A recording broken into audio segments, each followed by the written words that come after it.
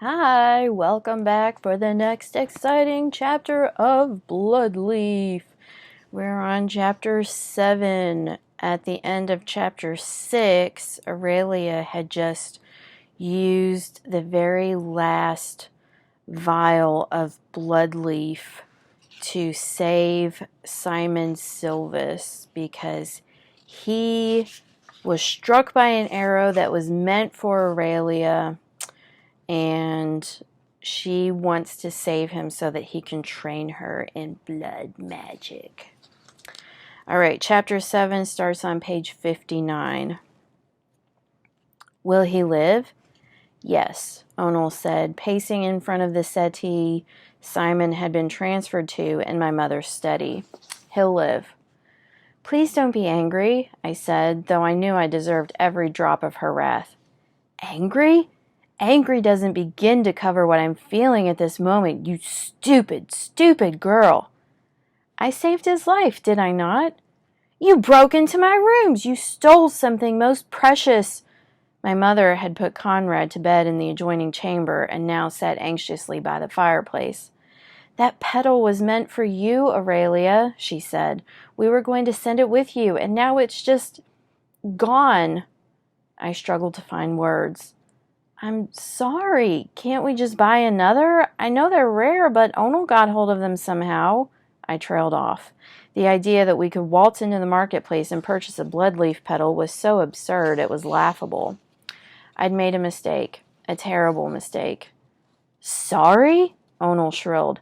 I acquired my bloodleaf petals when my sister was stolen away from our house during the night and we found her murdered the next day in the forest. I lost my sister but harvested bloodleaf flower. Who would you be willing to sacrifice to gain another? I directed all my anger at myself toward Onal instead, to avoid having to fully accept my own idiocy. But you wasted one yourself, did you not? You knew the bloodleaf petals don't work on someone who's already dead, and yet when my father— You fool! How dare you compare us? I took care of your father from infancy. I loved him like he was my own child, my own heart. It was useless for me to even try to bring him back. He'd been dead for days when they brought him to us. But I did try. I had to, because I loved him. And I will never get that petal back, but I don't care. But you steal my last petal and immediately waste it. How long have you known this man? Less than a day? That arrow was meant for me. I couldn't let him die, and if he, as an emissary from Aklava, were to die in our court, it could have been blamed on us. It could have meant war. War may have come. It was a possibility. But what you have done has made the danger to you a certainty, Mother said gravely. We're all in danger now. Kellen entered, wiping sweat from his brow.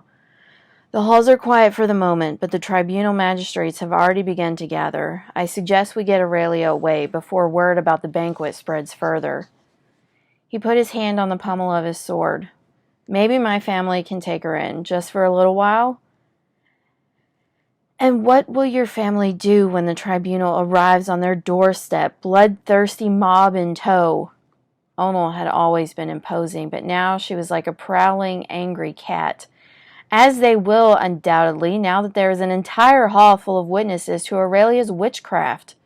To me, she said, mark my words, they will come for you. They will kill you, and they will kill anyone who tries to stand in their way. This isn't how it was supposed to happen, Mother said. This isn't how it was supposed to be. Her eyes were glistening. We never finished the ritual, and the bloodleaf petal is gone. I can't just send you away with no protection, no assurance of your safety. From the settee, Simon's voice came in a bare whisper. We can finish it. You're awake, I said, amazed. It really worked. He groaned as he pulled himself to a sitting position. Looking down at his blood-stained clothes, he said, How was this accomplished? The last thing I remember— You took an arrow to the chest, and when Aurelia's blood spell didn't work, she used a bloodleaf flower petal on you, Onal said in a cool, clipped tone. Stars above. His bewilderment quickly changed to determination.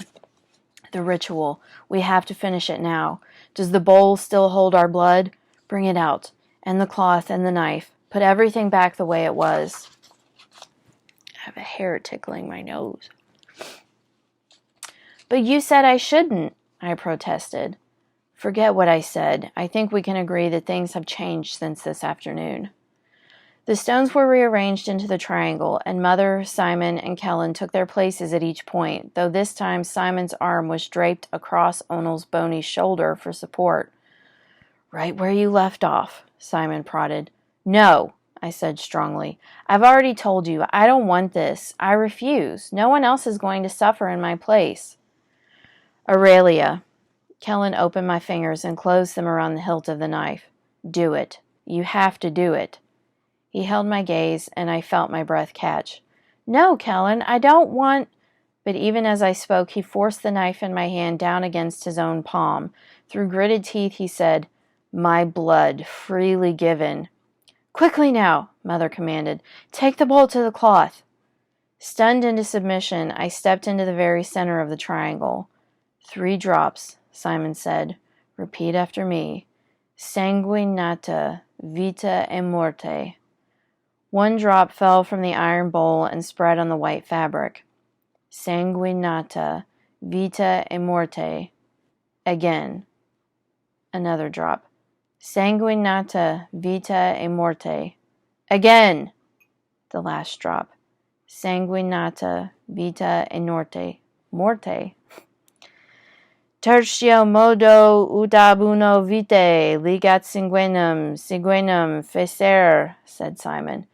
3 lives now tied to 1, bound by blood undone. The stones flared up once more, and then all went quiet. We laid the remnants of the spell away quietly. No one dared to interrupt the silence until the door to the next room creaked open, and Conrad's small face peeked out from behind it. Mama, I can't sleep. There are too many lights. Mother went to him, placing her hand soothingly on his cheeks. What lights, my dear? The ones outside. They keep getting brighter. She moved past him to the window. Beyond the glass, hundreds of glowing orbs were bobbing in the blackness, moving past the castle gate and across the grounds. Her hand moved to her mouth. Tribunal. Onel's voice was cold. They're marching on the castle. They wouldn't, Mother said. They are. A heavy knock came from the other room. Taurus's voice was muffled through the thick wood. Genevieve, my queen, they're coming. Kellen threw the door open, and Taurus rushed inside. Breathlessly, he said again, They're coming, not just for Aurelia. They're going to overtake the castle, everything. A coup? Kellen's hand was on his sword. It's me they want, I said, trying to keep my voice steady. If I let them take me, they'll leave everyone else alone. You know we can't do that, Princess, Simon said. He was right. If I gave myself up, the tribunal would kill me, and when it didn't take, and someone else died in my stead, they'd just kill me again and again until all 4 of us were dead. Then I'll leave. I'll go now, today, to seek asylum in Aklava. That won't stop them from trying to overthrow me, Mother said. You can come with me. We'll be safe inside Aklav's wall. Renault tried for 3 centuries to get past it without any success. I will not abandon Renault to the tribunal, Aurelia. In my desperation to learn magic to undo the tribunal, I'd brought them down on all of our heads. I struggled to reconcile with that fact. But if you stay, and what about Conrad? He can go with us to Aklava, Taurus said. I can ensure his well-being. With us? I gave him an incredulous glare. Surely you don't think you are coming along. He ignored me and addressed my mother directly. Lisette is already waiting in her carriage. We will meet her in the carriage house in 1 hour. The tribunal has blocked every exit from the grounds. Only I can get us past them in safety.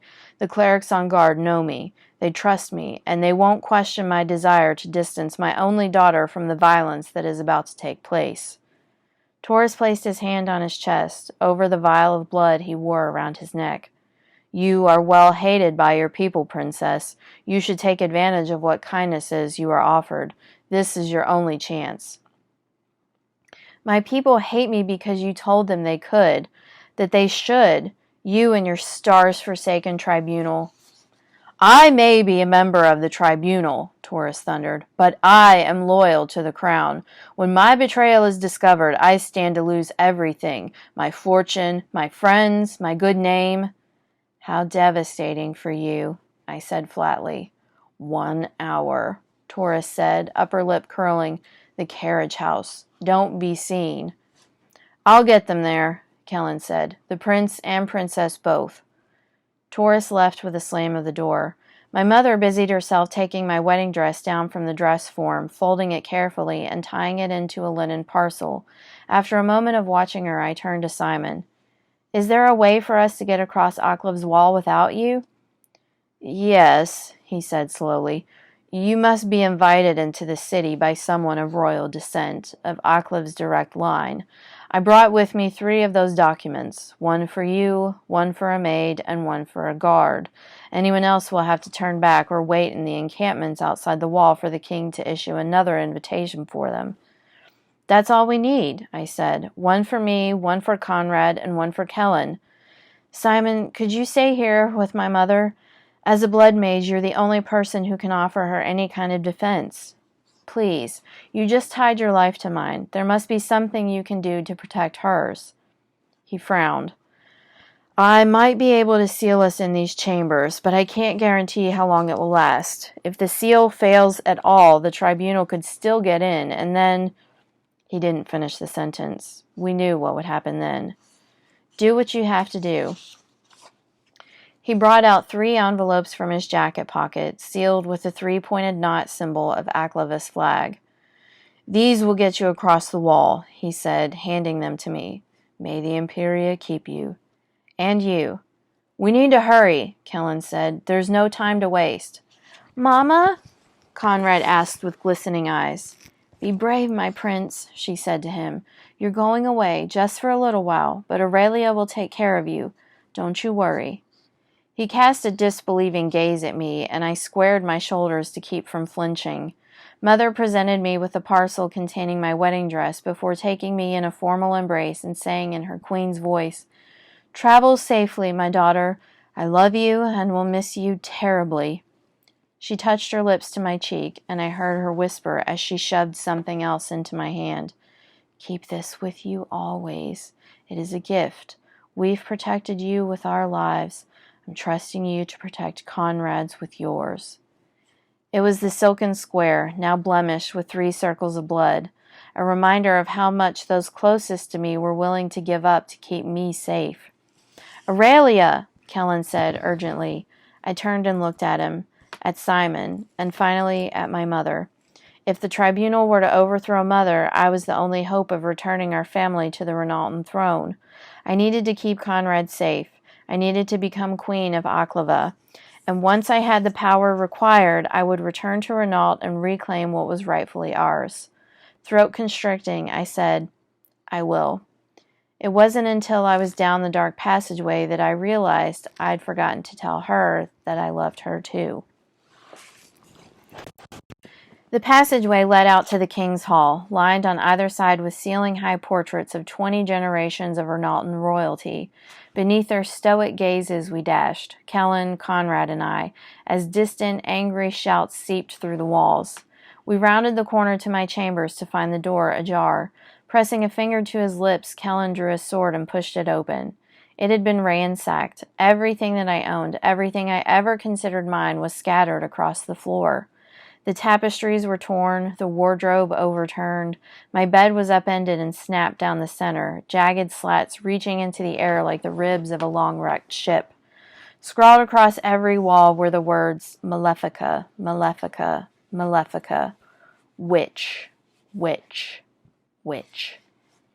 Gather what you need as fast as you can, Kellen said. We've got to get out of here. There's nothing to gather, I said. Everything is gone. There was a scraping sound as a large piece of my fractured desk was moved aside. Kellen brandished his sword, and Conrad ducked behind him. But the face that peeked out was a familiar one. My lady? Emily asked timidly. Princess? Is that you? Are you all right? I helped her from her hiding place. Are you? I hid when I heard the other servants coming. It's a wonder they didn't find me, she shivered. The things they were saying about you, my lady. They'll be back, Kellen said. We must go now. Wait, Emily said. They'll find you for sure wearing that color. There must be one of your others in here somewhere. But the closet door was hanging crookedly on its hinges. The dresses it still held were slashed and torn, and the rest were gone, likely looted. There was nothing still wearable inside it. She picked up a scrap and then immediately put it down. Trade me clothes, she said, determination on her face.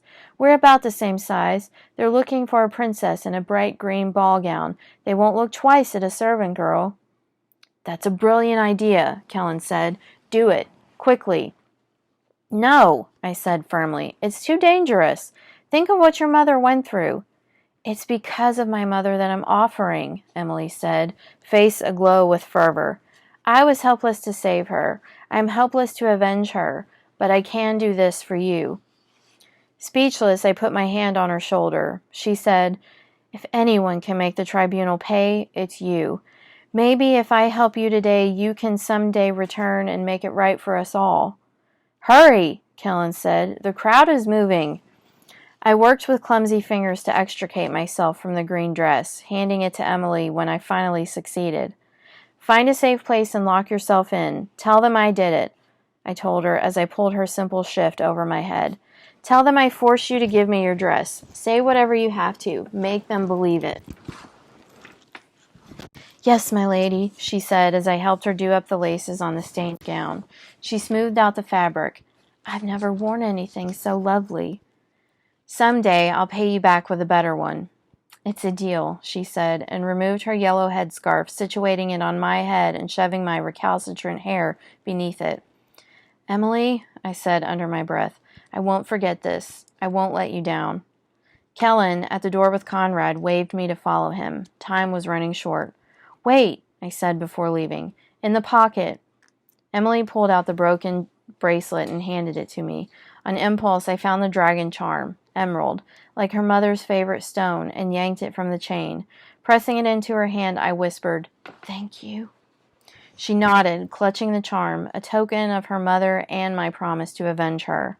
We made our way back to the king's hall. Kellen went to scout out the way ahead, but not before situating Conrad and me behind the tapestry across from the portraits of famed King Reynald on one side and his trusted second-in-command, Lord Kale, on the other, the founder of the tribunal. I peered out from my hiding place, and the rigid man in the painting stared coldly back at me. Cornflower eyes, square, chiseled chin, sandy hair slicked back into a ponytail at the nape of his neck. There once were two brothers and a sister, the most promising mages of their orders, who gathered one day to cast a spell. The stories all began the same way. The middle matched up as well. Everyone agreed that the sister, Erin, died during the fateful spell. The endings, however, varied wildly. Some say Erin killed herself. Some say Kale saw evil in her and knew he had to protect the world from it, performing the first witch execution on his own sister. The version written in the Founder's Book of Commands and upheld by the tribunal as immovable truth, however, says that she was murdered by her older brother, Aklev, and that Kale died nobly in her defense, using every last drop of his blood trying to save her. The book's account had it that the Imperia was so moved by his bravery and selflessness that she chose him to return to Earth and become her emissary, spreading her joy and light to all. He woke from death, whole and pure and charged with a holy mandate, found an organization to purge the world of all magic. This is because of you, I thought, accusing Kale. You and your tribunal and your cursed book of commands. There was speculation that his body was too pure to decay and that it was hidden away somewhere in the mountains, encased in a glass coffin, as fresh and youthful as the day the Imperia first called him to do her work. Wherever the founder was, I hoped he was rotting. Conrad whimpered beside me, and I awkwardly placed my arm over his shoulders, trying not to notice the way he shrank beneath my touch. It'll be all right, I whispered to him. How do you know? He retorted in a creaky voice. Kellen appeared and motioned to us. We followed him down a set of service stairs, pausing as a group of people searching for me went by below, laughing and describing what they'd do to me when they found me.